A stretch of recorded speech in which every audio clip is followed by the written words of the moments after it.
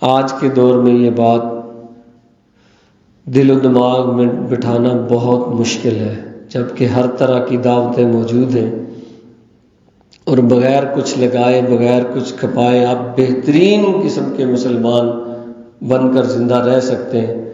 تو یہ اتنا مشکل دین یا دین کا یہ مشکل ورژن، اس پہ کون عمل کرے اور کیوں کرے، یہ ایک کوشچن مارک ہے۔ لیکن قرآن مجید جو بات پیش کرتا ہے وہ یہی ہے، یہ قرآن کا دین ہے، یہ بات گلے سے نیچے نہیں اترتی۔ سورہ صف اور سورہ جمعہ پڑھاتا کوئی نہیں، قرآن کے قریب نہیں آنے دیتے۔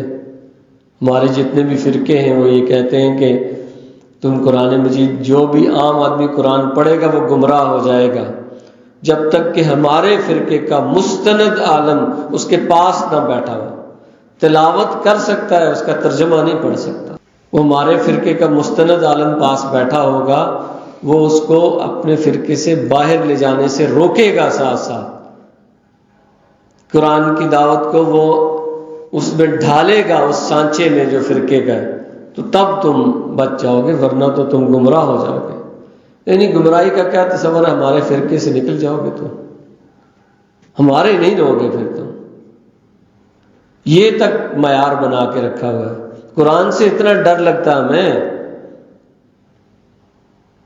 کانپتے ہیں ہم قرآن سے۔ ہمارا نوجوان قرآن پڑھنے شروع کر دے، اوہ گیا ہمارے کام سے، گیا ہماری مسجد سے، گیا ہمارے فرقے سے، گیا ہمارے مولوی سے۔